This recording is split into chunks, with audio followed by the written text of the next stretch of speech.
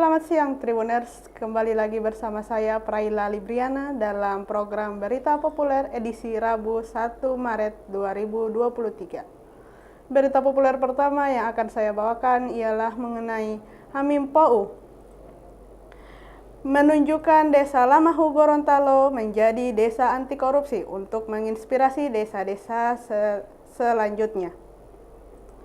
Bupati Bone Bolango Hamim Pou berharap Lamahu mampu menginspirasi desa lainnya di wilayah itu.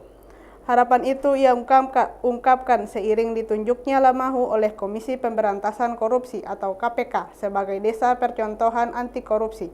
Menurut Hamim yang diujarkan kepada awak media usai audiensi KPK di kantor Bupati beberapa waktu lalu, tidak sekedar dicanangkan akan tetapi sekaligus secara substansi dipraktikkan oleh pemerintah desa.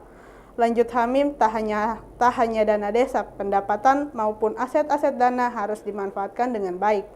Bupati dua periode ini berharap infrastruktur Bone Bolango bertambah baik, pendapatan asli desa turut meningkat dan kesejahteraan masyarakat terus membaik.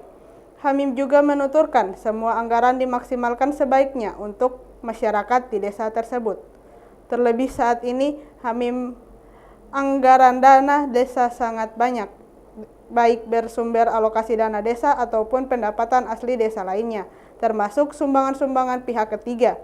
Hamim juga menuturkan, kita kan perlu mempertanyakan ini dana banyak, tapi kok kinerja desa tidak kunjung membaik. Karena itu, melalui supervisi KPK RI ini diharapkan bisa memaksimalkan pendapat desa-desa terkait.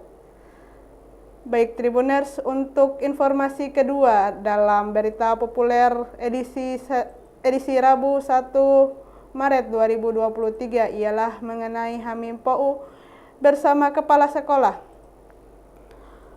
membahas peta jalan pendidikan. Bupati Bone Bolango Hamim Pou bersama para kepala sekolah jenjang TK, SD, SMP, pengawas dan penilik kembali menyusun roadmap atau peta jalan pendidikan dan kebudayaan di Kabupaten Bone Bolango.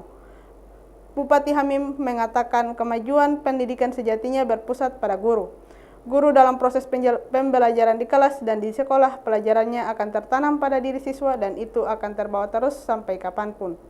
Hamim menambahkan peran guru sangat penting dalam pendidikan dan ia harus menjadi sosok yang mencerahkan, yang membuka alam dan pikir serta jiwa memupuk nilai-nilai kasih sayang, nilai-nilai keteladanan, nilai-nilai perilaku, nilai-nilai moralitas, dan nilai-nilai kebinekaan. Menurut Bupati Hamim Pou, saat membuka rembuk pendidikan dan kebudayaan Kabupaten Bone Bolango yang dirangkaikan dengan pengukuhan Dewan Pendidikan dan penandatanganan naskah PKS antara Pemda dan Perguruan Tinggi se-Provinsi Gorontalo di Aula BPMP Provinsi Gorontalo pada Selasa 28 Februari 2023. Inilah sejatinya pendidikan karakter yang menjadi inti dari pendidikan itu sesungguhnya. Oleh sebab itu, pada kesempatan yang baik ini kita ingin fokus terhadap menyusun kembali peta jalan atau roadmap pendidikan dan kebudayaan Kabupaten Bone Bolango. Jika dibandingkan dengan kabupaten dan kota serupa di Indonesia, rata-rata provinsi dan rata-rata nasional Bone Bolango masih berada di bawah rata-rata. Menurut Hamim, ini merupakan cambuk untuk kita segera berbenah. Mari kita jadikan rapor pendidikan ini sebagai referensi utama, sebagai dasar analisis, perencanaan, dan tindak lanjut peningkatan kualitas pendidikan. Saat ini, rapor pendidikan merupakan satu-satunya platform untuk melihat hasil asesmen nasional dan kualitas pendidikan di Indonesia karena sumber datanya yang objektif dan dapat diandalkan. Hamim juga menuturkan pada tahun 2023 ini pengembangan karakter siswa dan akan kembali bangkit.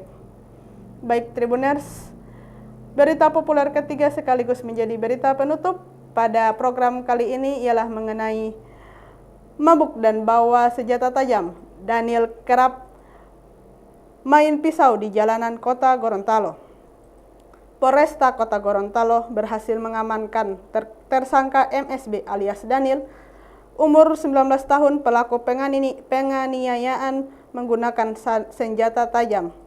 Daniel diamankan atas tindak pidana penganiayaan terhadap karyawan toko retail Alfamart berinisial ZA.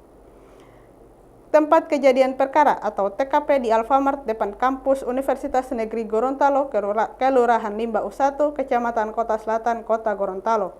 Dalam konferensi pers, Kapolresta Gorontalo, Kombes Pol Ade Permana menjelaskan, Senin 27 Februari 2023, motif penganiayaan adalah karena ketersinggungan. Ade mengatakan tersangka ini sedang nongkrong di sebelah Alfamart tersebut.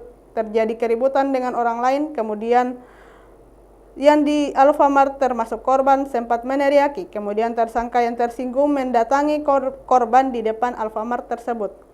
Tersangka pada saat ini sudah dalam pengaruh minuman beralkohol.